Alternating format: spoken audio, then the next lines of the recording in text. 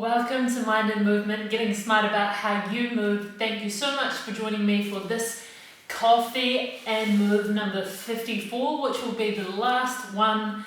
We're in level 2 now in New Zealand and we've come to the end of the week on Friday. So I am going to take a break and come back in a couple of weeks with some really cool videos for you. So I'm going to be doing 2 videos a week. They'll be much more professionally shot and the sound will be better, all of that really great stuff. And I just want to show you daily one movement that you can do that will really help to restore your biological function. So on that note, we're going to go old school. In my first few coffee and moves, this is the move we focused on, the V-sit. In this position here, you can internally and externally rotate your femurs. Rotate them when you've had a bit of a play, so into external rotation. So my femurs are coming into external rotation and I'm doing a bit of a hip hinge. I've got myself bolstered up on this block of wood here, and that means I can get my pelvis into a neutral position. Now the anatomical markers that I use for pelvis neutral is that my pubic symphysis and so these are called your anterior superior iliac spines, your ASIS, are the bony bits on the front of your pelvis there, those bits that you can kind of hit. When these two and this are on the same plane, straight up and down, so vertically on the same plane, then the pelvis is neutral, right? So when they're in that vertical straight up and down plane, if they start to tilt, so from the side, if those start to tilt that way, we call that an anterior tilted pelvis, and when they start to tilt back like that, it's a posteriorly tilted pelvis. So in this position, many of us really struggle with getting nice movement between the femur and the pelvis. So many of us just move between the pelvis and the back because our hip joints don't move very well. So this is a movement for our hip joints. Our hip joints are where our head of our femur comes and sits in our acetabulum in our pelvis. There is no hip bone. The hip joint is the place where those two bones meet.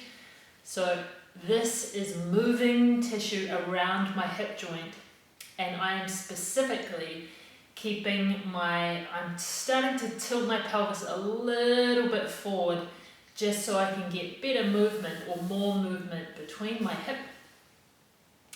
pelvis and my femur. My pelvis relative to my femur. I'm moving my femur and my pelvis relative to one another.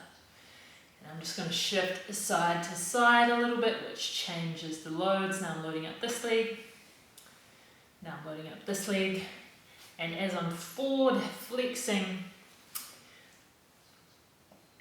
or I'm not actually flexing, I am flexing, I'm flexing at the hip joint. As I'm forward flexing here, I just get a nice gentle pull in through the more medial hamstrings and my adductors.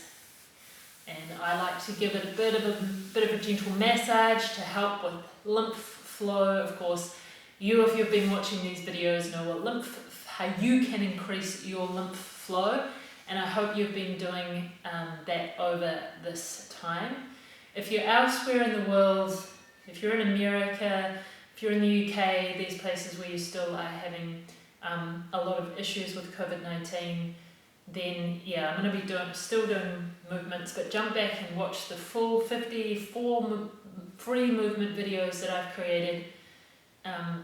If you do those, you'll learn a lot, and you'll come to the next bunch of videos that I'm going to make for you, all with a little bit more knowledge. We couldn't finish coffee and move without a good couch stretch.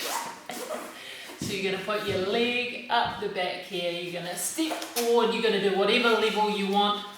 So this is level 1, I'm taking my hip, I'm keeping my body in line with my femur, and I'm taking my femur close to the ground. I'm trying to move my femur relative to my pelvis, And then I can get more movement relative to my pelvis if I come up here. But you can't see my head, so I'm going to come back down here.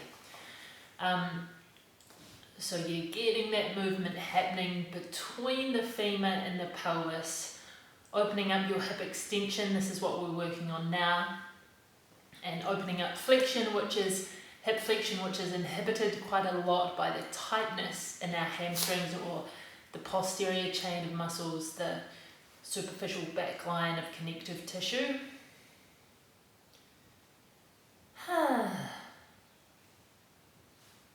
Love it. I love this one. It's awesome. I just feel a rush of good movement into the hips. So I feel that blood flow. I feel those muscles just going, yeah, you haven't moved me like this for a while, even though I did it yesterday. But when I say I haven't done it for a while, we should be doing these things all the time, you know, taking our joints through their full range of motion, not just once a day when we do our stretches. So doing a bit of this will help to open up the hip joint, so when that you're walking, you can get into extension. Many of us don't have good hip extension, and so we just end up extending the lumbar spine to get our leg behind us, which leads to back problems. A lot of the time we move our lumbar spine because we have lost movement elsewhere in our body. Hence why many of us have sore backs. Awesome. And on that note, thank you so much for joining me for this series of Coffee and Move. I've so enjoyed it. It's been a wonderful thing to keep me occupied over the lockdown. I really, really appreciate you watching and taking the time. I hope you've learned a lot. If you want to keep up with my next lot of videos, please subscribe and get in touch with me if you've got anything you'd really like to learn about, and I'd be happy to make a video for you. Thank you so much for watching. Much kindness.